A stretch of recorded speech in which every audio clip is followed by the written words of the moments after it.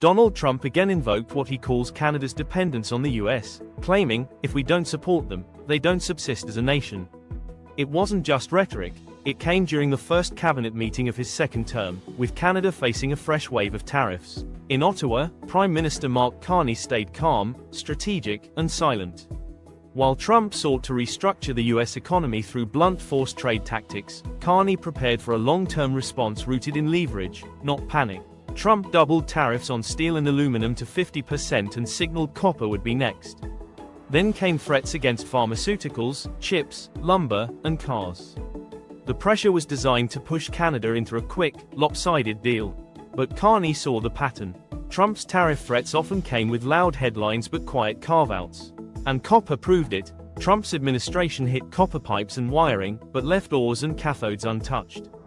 Carney didn't flinch. Instead, he turned those patterns into opportunities. Canada responded strategically. Carney warned that if Washington kept escalating, Canada might halt vital electricity exports to the US. It was a calculated reminder.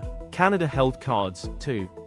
Trump hit multiple countries with the same steel and aluminum tariffs, not just Canada. And Carney exploited that global focus, ensuring Canada wasn't singled out unfairly. While the EU got no exemptions and no relief, Carney quietly preserved carve-outs under the USMCA, known in Canada as CUSMA. The approach wasn't about winning everything. It was about protecting what mattered.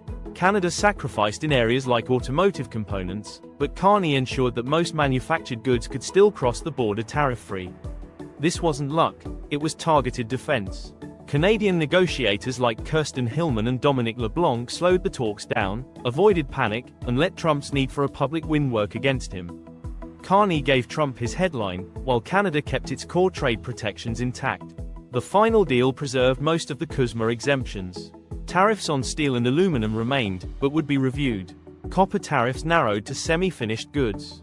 Canada's cathode exports were excluded. It wasn't perfect, but it was smart.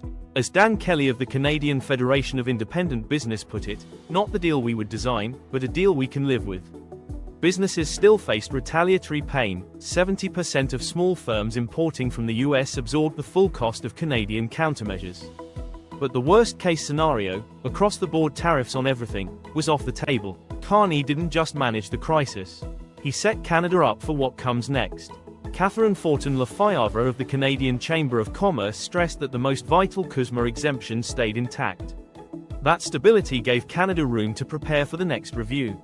And with another round of global tariff negotiations on the horizon, Carney positioned Canada not as a victim, but as a player with leverage. In the end, Trump stood before the cameras and claimed victory. Carney stood before Canadians and showed he had protected the nation's core economic lifelines. One side got optics, the other got substance. It was tradecraft at its sharpest. This is True State Report. Thanks for watching. See you in the next one.